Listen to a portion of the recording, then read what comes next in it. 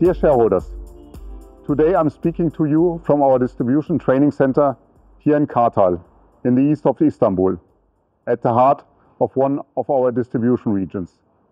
And I will be sharing with you a summary of Energisa Energy's financial results for the first 9 months of 2025.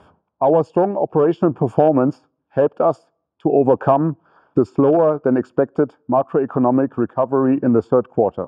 In the first 9 months of 2025, Energisa Energy's operational earnings increased to almost 43 billion Turkish lira, achieving a year-over-year growth by 7% in real terms. And we have realized an underlying net income of 5.7 billion Turkish lira, growing by 36% year-over-year.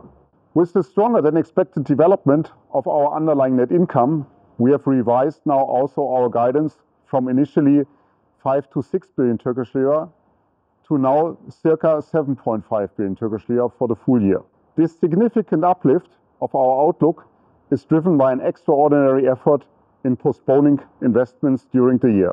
This helped us to reduce the interest that we plan to pay in 2025 significantly. The postponement required an extraordinary effort across the whole organization and also of our suppliers by delaying necessary capex within the year. It is not sustainable and cannot be repeated, especially if we want to increase our investment spend as it is needed for the transformation of the energy system in Turkey.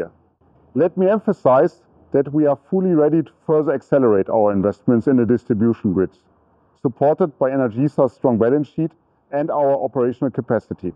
Just last week, we have also demonstrated the trust that financial markets put in us when entering into a $340 million long-term club loan agreement with 4 international financial institutions at attractive conditions.